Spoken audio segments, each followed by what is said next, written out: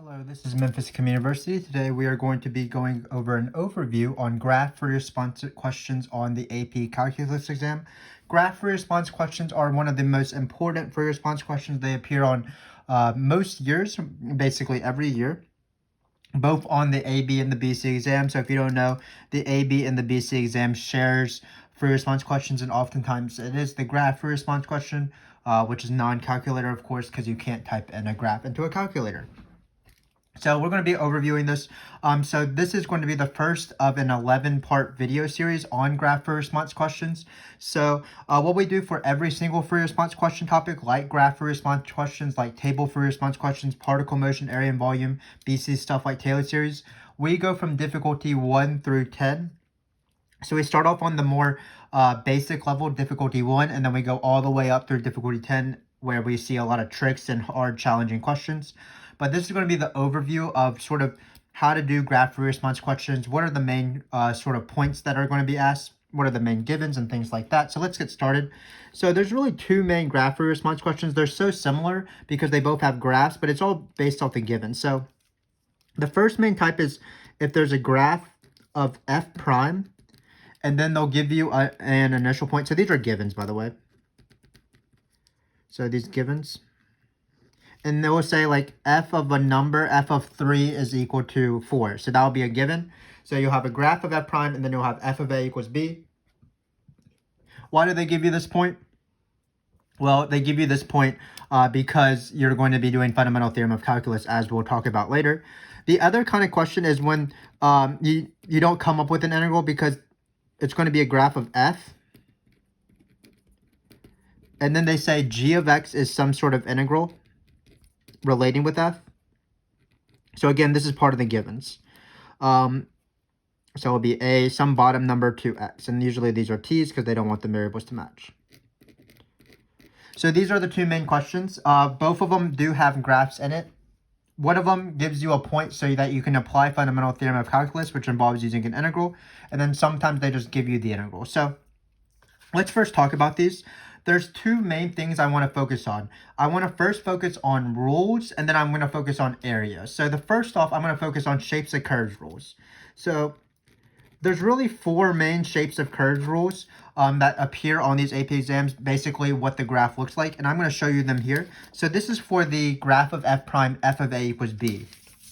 So these are my four rules in this little grid here. Hopefully you can read it. I might need to zoom out a little bit, so let me do that. So this is my sort of grid for the four questions. The four questions are f increasing, decreasing, f concave up or down, f relative max or min, and then f inflection points. So if you watch this video series, you'll see that these questions appear all the time, but let me go over them real quick. So for each rule, there's a justification that requires f prime. So for example, it's like a pair of things. F is increasing when f prime is positive. F is decreasing when f prime is negative. Same thing with relative min or max, which is the same thing as local min or max. F has a relative max when f prime goes from positive to negative. F has a relative min when f prime goes from negative to positive. There's a little bit of a confusion on this side of the grid because there's a rule which is f concave up. But there's actually two functions that go with it. There's the f prime increasing rule, and then there's the f double prime being positive. But because all of our givens are going to be a graph of f prime, we're mainly going to be using this rule right here when we do these graph free response questions. While this is true, f is concave up when f double prime is positive, we'll mainly be doing this when they give you functions of f in the multiple choice, and you can take two derivatives and draw the sign chart. So when we focus on this, we're really focusing on this guy right here and this guy right here. Same thing with inflection points. While it is true that f has an inflection point when f changes concavity, when f double prime changes signs, we're going to be using more of the rule f prime goes from increasing to decreasing or decreasing to increasing. So whenever I do these questions, I like to justify my work because it often says justify. And when I justify, I like to be as specific as possible. So for example, if I was doing an f increasing question, it'd be f is increasing when f prime is positive. I don't usually, the word slope is positive or graph is positive or it is positive or derivative is positive. I always refer to f prime, whatever the graph is of. And then there's one small rule that really trips people up at the beginning when they're viewing this, but once they get used to it, it's not too bad. And that's because the word increasing appears in two rules. Actually, it appears in a bunch of rules, but let's compare it in these two rules. So the rule is f is increasing when f prime is positive. F is concave up when f prime is increasing. So unfortunately, the word increasing appears in both of these questions. But again, throughout these questions, the given is going to be a graph of f prime. We're using the graph of f prime to tell us about the graph of f, but we're never going to draw the graph of f because it's often complicated to draw and it's unnecessary. So when I ask a question about f increasing, I want to know where f is increasing, but I'm never going to see a function increase. I'm going to be thinking about the rule f prime is positive. So in my graph of f prime, I'm going to be looking at where it's above the x-axis. For f concave up, the rule happens to be f prime is increasing, so I'm not going to look for f being concave up or this graph being concave up. I'm going to be looking where f prime is literally going up, where f prime is literally increasing, where it has positive slope. So that's sort of the nuance. When I do this question, I focus on where f prime is positive. When I do this question, f concave up, I focus on where f prime is increasing. F prime increasing has nothing to do with f increasing. They just both happen to have the same word increasing, and same with decreasing, of course. So again, for f increasing, I'm going to be looking where f prime is positive because that's the rule. For f concave up, I'm going to be looking where f prime is increasing, and so on. So let's just do a really quick example. Let's just draw something off the top of my head. Let's just say we'll just draw this guy right here. Looks like a sine graph, so let's just change some angles around. Let's call this -3, 0, 1. Let's call this 2 actually. 3. Let's call this point 1 where it hits right here, and let's call this point 2 where -2 where it hits right here. This is a graph of f. So you can see something, graph of f prime, sorry, that's the key. So this is sort of this given right here, the graph of f prime. So I'm going to do all 4 of these questions for you right now. So f is increasing when f prime is positive. Well, again, I'm not looking where f is increasing or where this graph is increasing. I'm looking at the rule f prime is positive. So it would be from here to here. So let's end this at -4, for example. Here's -1, doesn't matter. And then here's 3. So f is increasing by f prime positive. The graph tells me where f prime is positive, and that will tell me where f is increasing. So f is increasing when f prime is positive, so it's going to be from -4 to -3 and 0 to 2. Literally, where is the graph above the x-axis? Now let's see how that contrasts with f concave up. Well, the rule is, before I even look at the graph, I think about the rule. F is concave up where f prime is increasing. That's not where f is increasing or f prime positive. That's where f prime is increasing. So it's going to be from here to here. Because notice from -2 to, I guess this point is 1. So from -2 to 1, f prime's graph is literally increasing. It's going up. It has nothing to do with positive or negative, because that's what f prime being positive or negative tells me about f increasing. But I'm doing f concave up right now. So that's sort of the confusion. Like, notice how confusing this is. There's f increasing and f prime increasing. So you want to keep these rules very separate. So again, f is concave up in this picture when f prime is increasing. So that's from here to here. Let me do another one. Let's do f is decreasing. Well, f is decreasing when f prime is negative. That's going to be under the graph from -3 to 0, 2 to 3. When is f concave down? That's when f prime is decreasing. So it's when f prime, this graph right here, is literally going down. So it's going to be from here to here. We'll call that -4 to -2.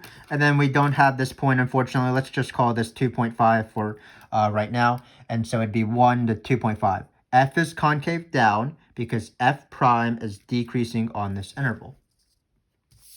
Once you get used to these questions, it won't be too bad, though. Even if you are seeing this for the first time and you're very confused about f increasing and f prime increasing, if you just draw random pictures and practice this, you'll get it within maybe half an hour or so.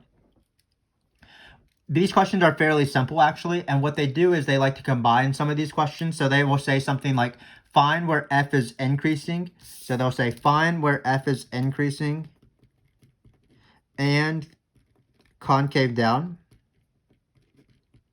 So f is increasing and concave down. Well, F is increasing when f prime is positive, so this is where f prime is positive. F is concave down when f prime is decreasing. F is increasing when f prime is positive. F is concave down when f prime is decreasing. So we are looking for where the graph is both positive and decreasing. So it's both positive and decreasing. So it will be -4 to -3 and then 1 to 2. It's above the line, the x-axis, and it is going down. So just practice with those questions, and I'm sure you'll get it. Eventually, most of my students get this. They don't get it the first time. They might not get it the second or the third time, but once they practice enough, they will eventually get it. There are 2 other questions, so let's do those real quick. Relative max and min, of course, are the same thing as local max or min. So in this case, the relative max is going to be -3 because f prime goes from positive to negative. Same thing with 2. F prime goes from positive to negative. F has a local min at 0 because f prime goes from negative to positive. Furthermore, f has an inflection point when f prime goes from decreasing to increasing. So it's going to be at 2.5 and -2, and also increasing to decreasing. So it's also going to be at 1. So notice how quickly I can do those rules. And I only can do that because I practiced so much of this that it's really ingrained in my mind. Right when I see a graph, I can do these 4 questions very simply. For example, f is increasing when f prime is positive. F is decreasing when f prime is negative. F is concave up when f prime is increasing.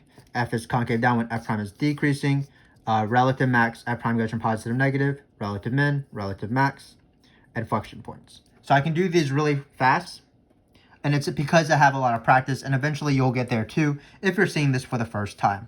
Again, the point of this video is to overview these sort of rules, and then you practice with the later videos, difficulty 1 through 10, and slowly you get better and better and better. But these are the rules when you have a graph of f prime, and you have these rules right here. Difficulty number 1's video is an example of this where we go through another graph like this. Let's briefly go over the other case. The other case is if you're given a graph of f and then you're given this integral. So when you have this integral as a given, before you even look at the graph, one thing I like to tell my students is just to find g prime. So because of the fundamental theorem of calculus, the derivative of an integral, they are inverse processes, so they basically cancel each other out. So g prime of this function right here, the derivative of this integral is just f of x. So instead of the graph of f, you're going to be provided the graph of f prime. So let's mark this out, and let's write the graph of f prime, or f, sorry, because really it's the same givens. Before we had a graph of f prime to tell us about f. In this case, we have the same thing. We have a graph of g prime to tell us about g, but g prime happens to be f. So it won't be labeled graph of g prime. It'll be labeled graph of f, but g prime equals f. So we have sort of the same rules, but I just wrote them down again with g's instead.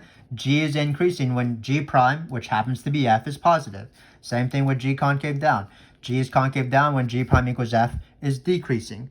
So the subject of all of my justifications are always g prime equals f in these types of free response questions because I always want to refer to the graph, and the graph is of f.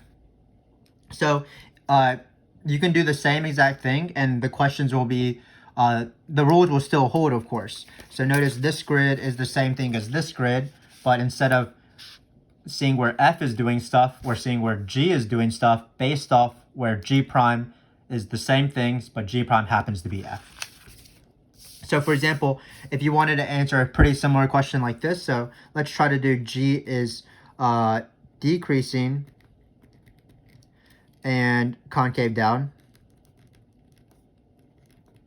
Well, where is g decreasing? That's when g prime equals f is negative. That is the decreasing rule right here. And then where g concave down, that is a different rule. That does involve the word decreasing, but it's not g is decreasing, it's g prime equals f is decreasing. So this is where g prime equals f is decreasing.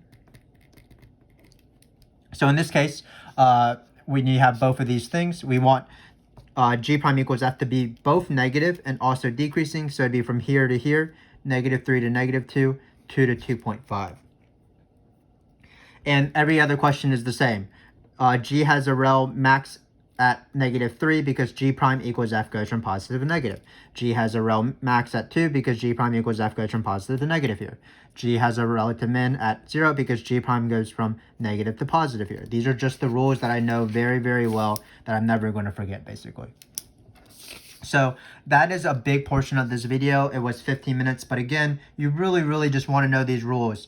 When you see these questions on the AP exam, and if they're very standard questions about increasing, decreasing, relative min or max, inflection points, concave up or down, my students end up loving these questions because they've done so much practice on this that they're confident that they can answer them correctly, and they should be confident, just like you should be confident if you're watching this video, because eventually, if you practice this enough, you will get good at this, and your confidence will be deserved and earned. When they ask these questions on the AP exam in the graph for response questions, oftentimes these rules are worth 4 to 5 points out of 9, and they're some of the easiest 4 to 5 points. A lot of my students like this. I also like this because you don't have to do any math. You're just looking at a picture and looking at, trying to decipher different parts of the picture while also knowing the rules. You don't have to take integrals. You don't have to take derivatives.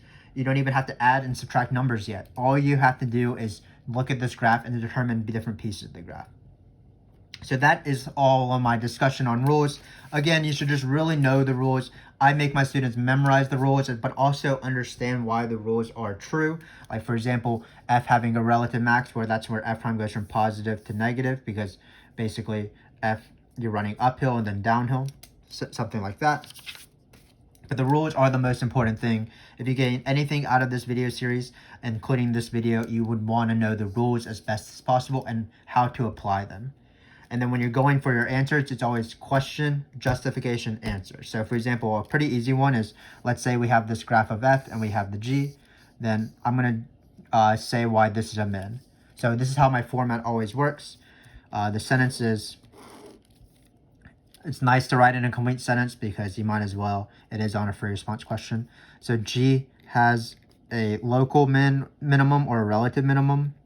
We'll write local minimum this time. At x is equal to the number, which is 0. Didn't leave enough space in my box. I'm going to go to the next line because, so this is my, this is the question, this is the answer, and then this will be the justification, which is the rule. Because g prime equals f goes from negative to positive there.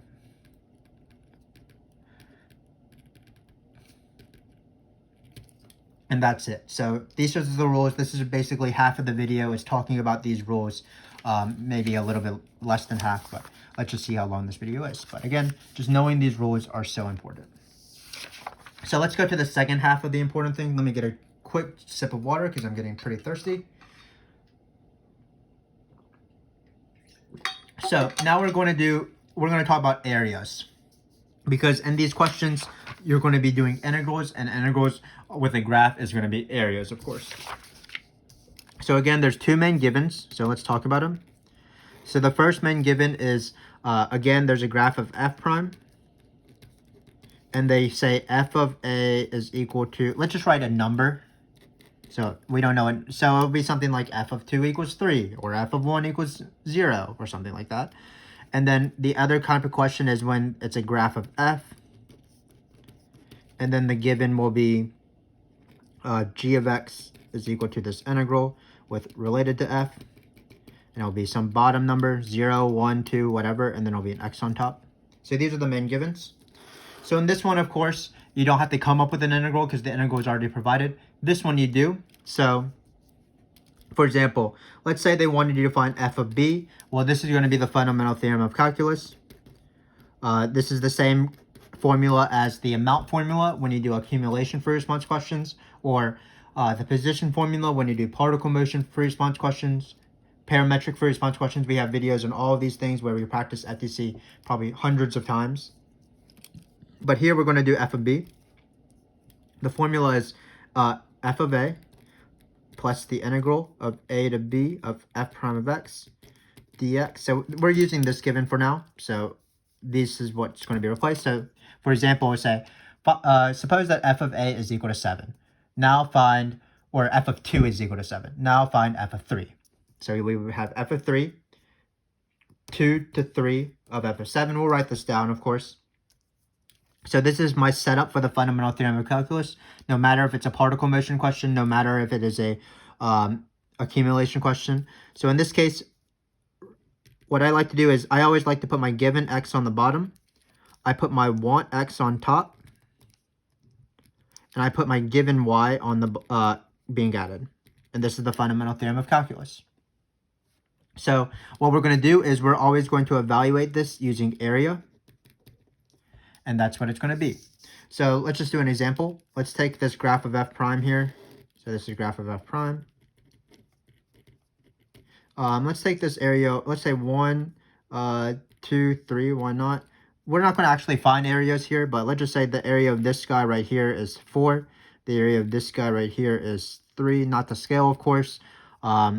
Sometimes you, of course, need to find areas using parts of a circle, like a quarter circle or half a circle, semicircle, or using rectangles or trapezoids. But in this case, we're just doing a generic example. Let's say this area right here is, this point's -2-ish, -1 here. Let's say this entire area is 9. And then let's say this final area is just 7 from -4. Great. And suppose that the given is that f of 1 is equal to 6. So this is just a given. Remember that it's always a graph of f prime and f of a equals a number. So what they're going to do is they're going to ask probably 2 questions. So, and when we find those 2 questions, we're going to be using fundamental theorem of calculus to find that. So we're going to find f of 3, for example, and then we're going to find f of -4. So for each of these questions, what I do is I set it up in the same way as this. So let's do it for this question. It's always the given y plus the integral from 1 to 3 of f of prime of x dx. In order to find this area, what I'm going to do is, I gave away the answer. And in order to find this integral, we're going to do the area. And it's not always just an arbitrary area. It's the area between 1 and that number. Because we're always going to be starting off with 1 because 1 is the given x value. So the area from 1 to 3, keep in mind that there's the trickiest part about all this is, in my opinion, negatives. There's 2 ways that things can be negative. The first way, which I'll talk about right now, is the way people remember. Area between the x-axis and the graph that's under the x-axis is considered negative area.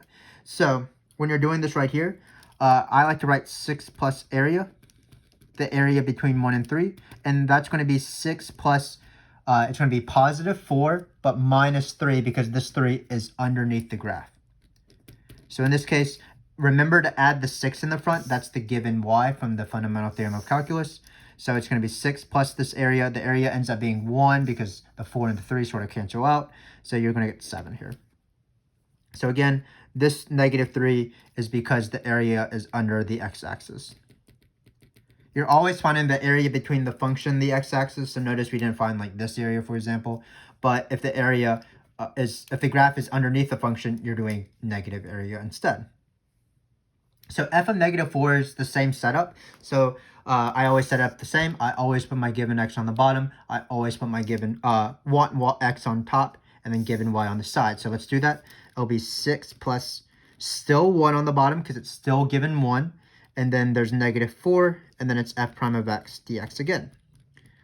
But this is the only time that I can think of on the AP exam where if you put a number in the top of the integral, the upper limit of the integral, that's smaller than the lower limit, you have to negate the integral by flipping it. You don't have to do this when you have a calculator because the calculator can just find the antiderivative. Same thing if you're taking antiderivatives yourself. But when you're evaluating integrals by area, by definition, the smaller number has to be on the bottom. I like to do my setup always the same, where the given x is always on the bottom. So there's a chance that when I plug in the want x is smaller than the given x, which is the scenario right here. By given x, I always like on the bottom, so it's 1. But then when I plug in -4, that's smaller than 1. So this is the time where I have to negate the integral. So it's going to be 6 minus the area. If you want, you can do one extra step and write 6 minus the integral of this, -4 to 1 of f prime of x. So it's going to be 6 minus the area. So I'm still going to find area in the same way I did last time. Positive area being above the x-axis, negative area being below the x-axis. But instead of having a plus here, I'm going to have a minus. So it's going to be 6 minus. And then again, it's the area between this number and this number, or negative 4 and 1. So it's the area from negative 4 to 1. Positive 7 minus 9, because 9 is underneath the curve. So it's going to be 7 minus 9. With another minus in front. So I'm always very careful with my areas. I either have 6 plus the area if I don't have to negate it, or I have 6 minus the area if I did have to negate it because I plugged in that smaller number. But I always put area in parentheses and then just find this number and then do 6 minus it at the end. So in this case, we're going to have 6 minus negative 2, which is 8. So this is how you do area questions. You first form Fundamental Theorem of Calculus. The problem that some students have is they don't even know where to start, because you have a graph of f prime and you're trying to find f of different numbers, but you won't see an f on the page. You'll only see f prime in this given point. But what you do is, of course, you set up Fundamental Theorem of Calculus in this way. Given x, 1x, given y, with an addition. Then you just need to be careful about 2 potential negatives.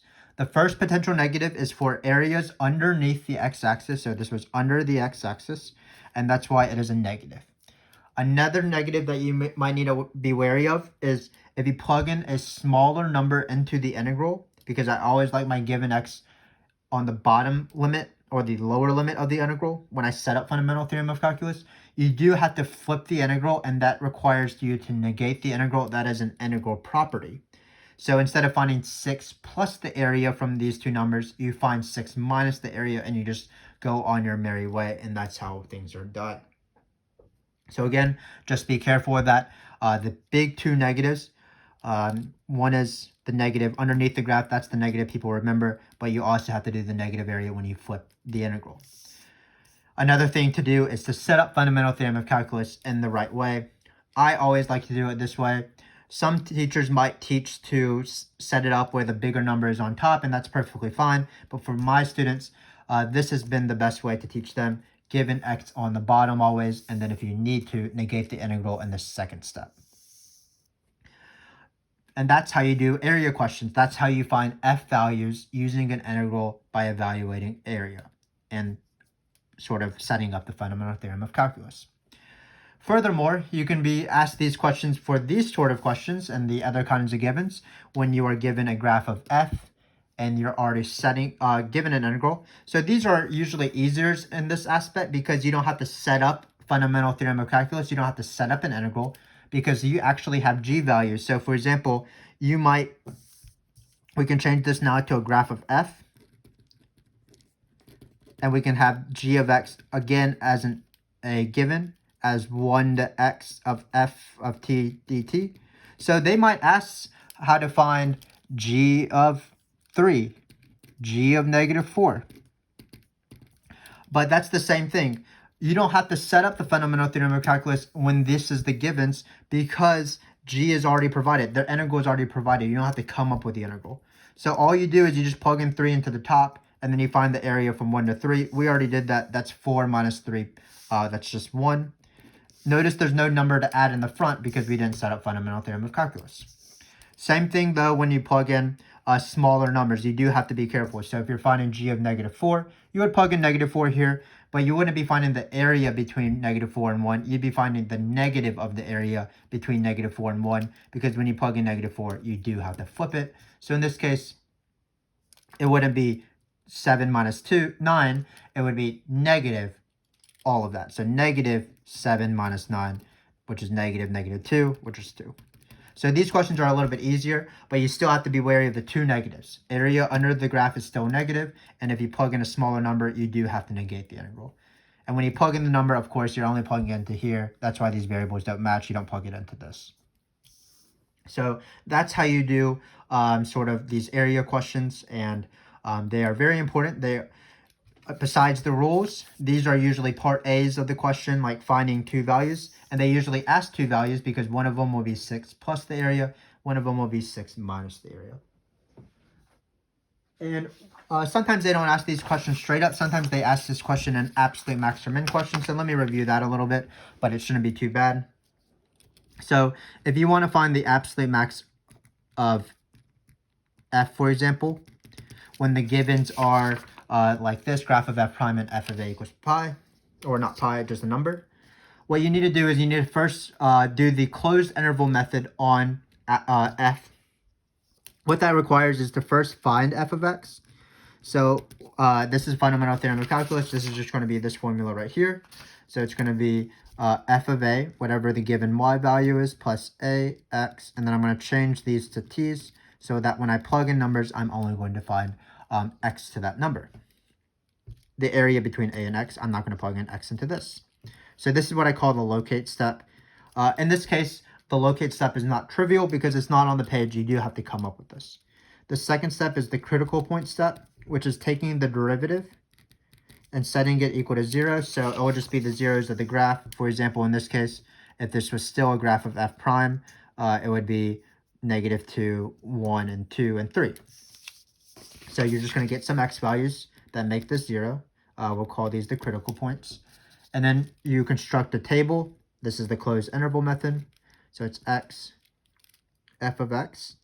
And then you always have an interval. It was unfortunate that we used a because usually the interval is called a comma b in the general term. But we'll just do a different interval. We'll just call it, let's call it c comma d.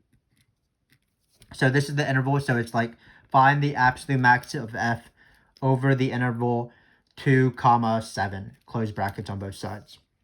So what you do is you always include the endpoints. So we're going to include c and d into the endpoints. We're also going to include any critical points that fit within this endpoint. So you might have critical points on the outside of c or d, mainly that it's smaller than c or bigger than d. So you don't care about them because you're only finding the absolute max or min of f on this interval. Finally, the hard part is you're going to plug in all these numbers, however many you have, into this locate step. And how do you do it? Well, you just did what we just talked about here. So in this case, for example, we would plug in 3. We would have gotten this, and we were only plugging it into the top. So we're plugging in 3 into this. Then you would plug in other numbers. So for example, you'd plug in 2. You'd find the area from 1 to 2 using the area rules and then add 6. You would do -4 because that's an endpoint. We did that. But of course, as you're plugging this in, you have to be wary of the area rules that we talked about in the first part of the video, where negative area is still negative, and if you plug in a smaller number, for example, -4 here, or -2, because -2 is smaller than 1, and 1 was the given, you do have to negate that integral and flip it. So when you are finding these values, you're just doing the area formulas, and be careful, it might be f of a plus the area if you plug in a number that's bigger than a, or it could be f of a minus the area if you plug in a number smaller than a, because you do have to flip and negate the integral. And then of course area under the curve and under the x-axis is still negative. So that's how you do absolute max or min of f. If you watch our videos, you will see examples of that. For example, difficulty number 3 has an absolute max or min question on f. The same thing is true when the function is g, but it's just a little bit easier, of course, because they already provide you with an integral. So that's the locate. So this is the abs max or min of g over cd. So you do the same thing. You take the derivative, which of course is just f. You find the zeros. So notice it's the same thing, and then you draw the table with areas as well. You plug it into g, of course. And that's how you do these questions. So hopefully that makes a lot of sense. There always is an absolute max or min question on the AP exam somewhere. Usually it's on accumulation free response questions or particle motion questions, or this question, the graph question. So just be wary of that. You have to do this process somewhere on the free response questions. Usually it's worth 3 to 4 points. So that is that. Absolute max or min uses areas because you're finding f values. F values need areas, or g values need areas, depending on what the givens are. So those are the two main things I wanted to talk about today. I wanted to talk and emphasize the rules. That's what we did for the first 17 minutes or so, or 18 minutes. The second half, what we did is we talked about area and then how to find absolute max or min using area. Finally, there's all these random little questions. So what we just talked about is probably 7 out of 9 of all of these free response questions. And the other sort of 2 points or 1 point or whatever is just random little questions here and there. And if you know the rules and you know what to look at on the graph, then you're going to be good to go. So for example, let's say you have a graph of f prime and you have the normal f of a is equal to b. Then if you want to find f values, we talked about that, that's area. We shouldn't use b, that's right number here. F of a plus a b f prime of x, that's the fundamental theorem of calculus. If you want to find f prime values, that's easy, that's just going to be the y values. So we'll just write y values because the graph provided is that. And then when you want to find f double prime values, that's going to be the slope of the graph because it's the slope of an f prime graph. Same thing with g of x. When they give you g of x is equal to the integral of a to x of f of t. To find g values, that's going to be the area. To find g prime of values, remember that the graph of f is provided. This is the area of f.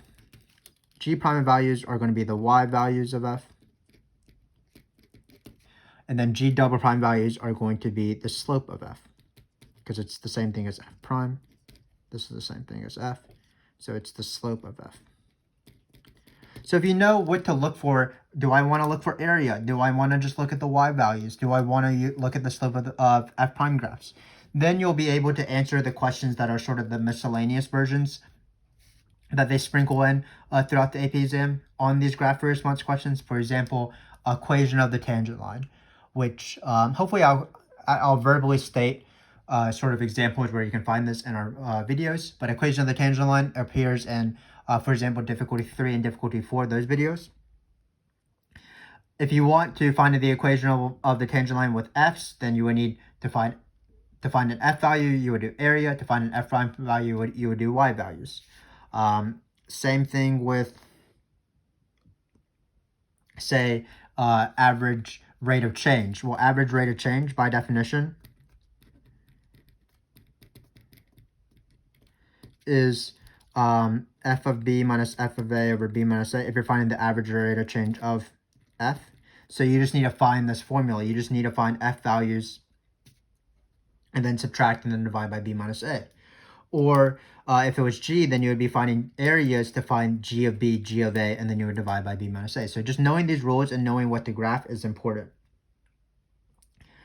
For example, if you're finding the average rate of change of f and f is the provided graph, then you would just be finding y values. So again, there's some sort of nuance in knowing what to look for in the graphs, but it's sort of the same idea. Same thing with limits. If they have limits on the AP exam in these graph response questions, you might need to know an f value or you might need to know an f prime value.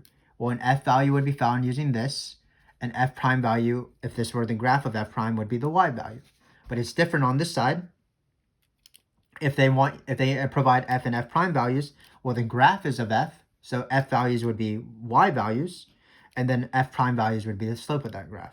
So again, you want to know exactly what your function is and then how to determine derivatives or the f values themselves depending on what the graph is. For example, we have a limit question. Let me see. I don't see one. I believe, so difficulty number 7, difficulty number 8, all of those have limits. And same thing when you are doing average value, average rate equation of the tangent line, all of these things, they required you to know the relationship between the graph and maybe its derivative. And if you just keep that straight, you should be fine. For example, where does G have a horizontal tangent line? Well, G has a horizontal tangent line when G prime equals F is equal to 0, because a horizontal tangent line means, so there's a horizontal tangent line, means that the derivative, which is tangent, G prime equals F, is equal to 0 because you want your slope to be 0. So in this case, if you were looking at these graphs, you would be looking at the y values because G prime equals F, you want that to be 0. In this case, you would be looking at where f prime is equal to 0 because that is the derivative of f.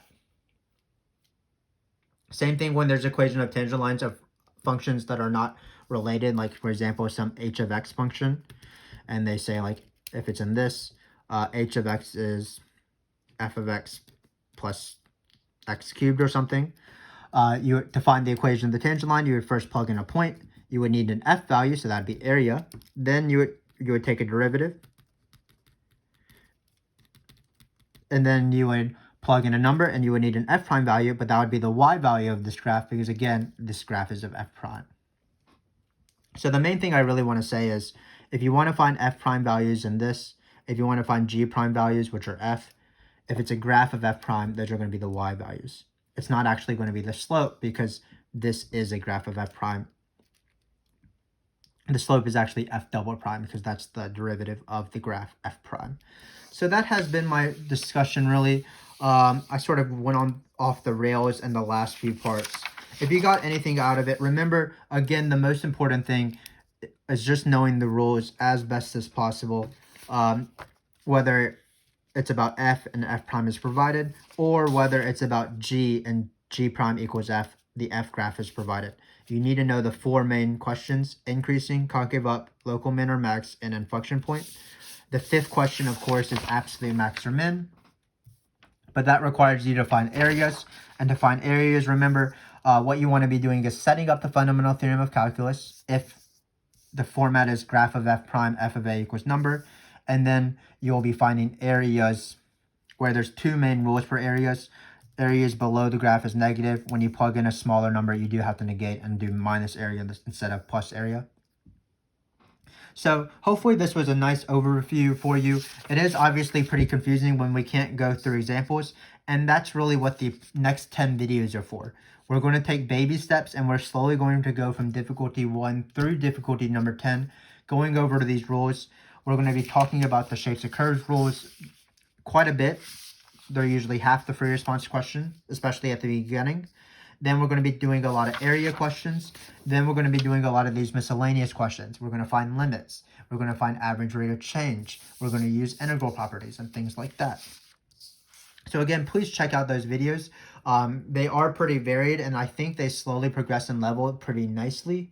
We're going to have different questions. We're going to have the two type of given questions, and we're going to alternate for the beginning of the series.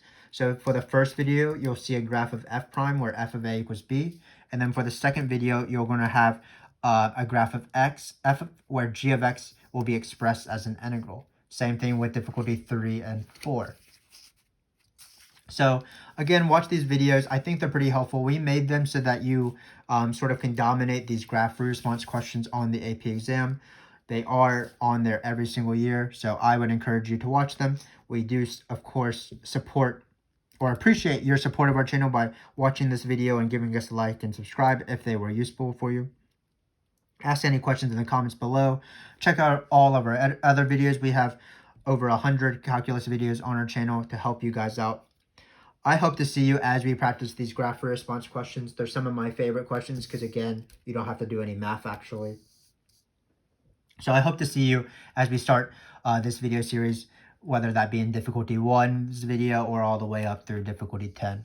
But for now, thanks again for watching, and goodbye.